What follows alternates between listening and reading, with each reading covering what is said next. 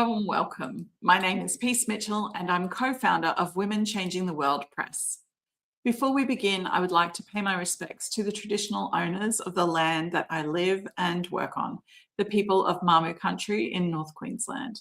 I'd also like to pay my respects and acknowledge traditional owners and elders past and present right across Australia and the Torres Strait. Well, it's my great pleasure to be launching our newest book, Resilience and Reinvention.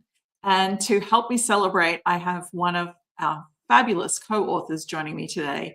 Please make her very welcome, Justine Martin. Hi. Hi, Justine. How are you? Good, thanks, Peace. How are you? Yeah, I'm really good. Now, Justine, for people who haven't met you before, I would love you to introduce yourself and tell us a bit about you and the work that you do. So, as you mentioned, I'm Justine Martin and I'm from Geelong, Victoria. I actually own 4 businesses and a company. They are Just Art, Resilience Mindset, Geelong Residential Cleaning and Garden Maintenance, Justine Martin Speaker, and Morpheus Publishing. The underlining current through all of my businesses is that we give other people hope. So we do art wellness classes for people with disabilities. I run a writing group through Morpheus Publishing, so helping people tell their own stories. I'm also an author, so I write books as well. And I stand on stages around the world talking my message on moxie, hope, and resilience. So incredible, Justine. Now, your title for your chapter is A Whole Lot of Moxie, and it really sets the tone for your chapter. What does moxie mean to you personally, and how have you leaned on it throughout your life? So I didn't even know what moxie was, or that there was a word called moxie. It's a very old-fashioned word, and it means grit, determination, resilience, passion, courage. I've been known as the Queen of Resilience since about 2019, with all the bad life moments that I've been through: cancer, MS, heart surgeries. And then when someone suggested to me when I was writing my book, Moxie, that I was more moxie than the Queen of Resilience. So I looked it up and I went, yeah, I tick all those boxes. So that's how I came up with it. I love that. Were there moments early in your journey where you had to push past doubt or skepticism from others or yourself to pursue what you believed in? My whole life, Peace. I mean, when I stand up and do a keynote, I actually bring up my school report from when I was in year 4 at school and I failed spelling. And I say I failed because they gave me E's. Who knew you could get an E on a school report? And told me that in the comments that I was no good at spelling, I needed to try harder, that I had a concentration problem, that I spoke too much. And that really damaged me through my schooling years. And then I had a doctor tell me in 2011 that I would never be able to work again, so due to my disabilities, and none of them really knew me. And so I stopped listening to other people's false beliefs and knew that I could do it. And well, now I'm an editor, I write books, I own 5 businesses. So I just stay in my own lane, and no one knows what you're capable of doing except for yourself. And then sometimes you even need to remind yourself what you still are capable of doing. It's such an incredible story, Justine. To be told that you would never work again must be just such a difficult thing to hear. What was it that made you stand up and say, well, actually, I'm not going to believe that. That's not going to define who I am? So at the time, it was shattering, completely shattering. And I went into a really deep, dark place in my life, wanting to end my life. And I just thought I was a waste of space on the planet. How was I going to contribute anymore if I couldn't work anymore? I was a burden on my family. I couldn't talk to my friends about it. It was really, really hard. And I found a hobby. So the one thing my neurologist said to me back in 2011 was that I was going to have a lot of time on my hands, and I better find a hobby. And I didn't have a hobby at that stage because I was so busy with family and trying to build my career, which I was a program director for Jenny Craig, was my last official job. And I was so centered around that, but there was no me time in any of it. And it wasn't a simple case of me walking through an art studio door to learn how to paint, because I wanted to learn how to paint. I had crippling anxiety, and that just kept stopping me from going through that door. And then one day I did, and took to it like a duck to water. And then 6 months later, people kept telling me that I was really good. Even the art teacher said that I didn't really need to be there. After all that anxiety, me trying to get through the door, she told me I took to it like a duck to water, and I was a natural at it.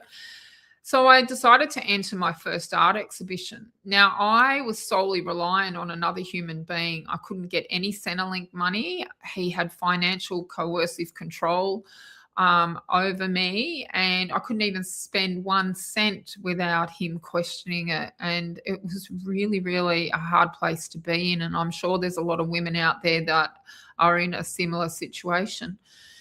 So I sold this painting, entered the art exhibition, and I sold the painting for $300. And with my business background in the past, I've done lots of multi-level marketing businesses, and I used to own a ladies' dress shop back in the late in 1999, the year 2000, that I thought, I can make some money out of this. I can get some money for myself. So that $300 that I earned from that, I put back into the business, into buying art supplies, some more paint and some better brushes. And I just kept building it up little by little. And then by 2013, I actually then registered Just Art, because I could see where it was going to go. And with the determination that I had behind me and my goals and my visions that I'd put in place, and I'd allowed myself to dream again, that one day I would be financially independent. And I just kept that vision, that goal in place, and it snowballed. And now I've got an avalanche. Oh, you do. You've certainly gone on in leaps and bounds from there. But, so many women hold themselves back because of fear and judgment. How did you learn to take risks and embrace your own boldness? It was a matter of survival. I could sit back and whinge and say, oh, woe me.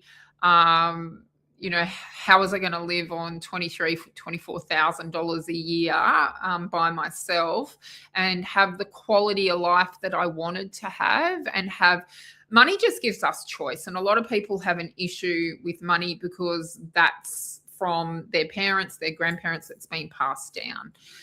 Doesn't mean that you have to continue in that mindset.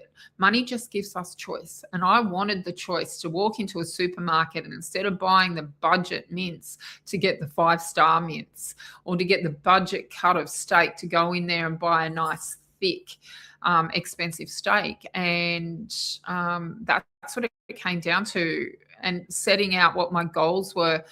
And knowing that no one else was going to do it for me, I had to do it myself. I wasn't going to wait for Prince Charming to come in and rescue me. That was never going to be an option in my eyes.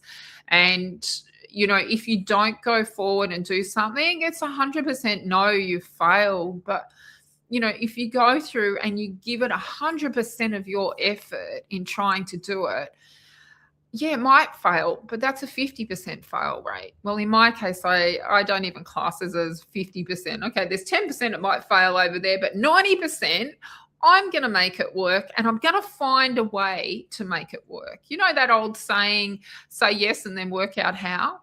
That's me.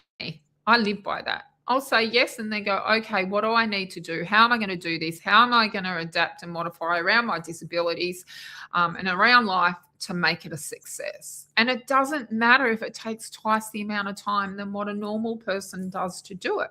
The fact that I'm still doing it, the fact that I'm persistent at doing it, rather than being perfect at doing it, means that one day I'll achieve that goal. Incredible.